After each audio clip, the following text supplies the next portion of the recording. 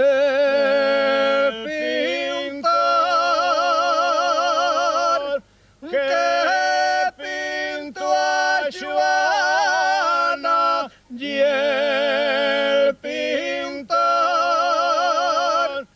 que pintó a Joana pintó a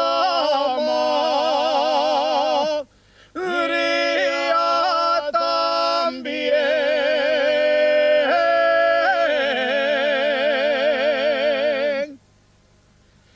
Sí.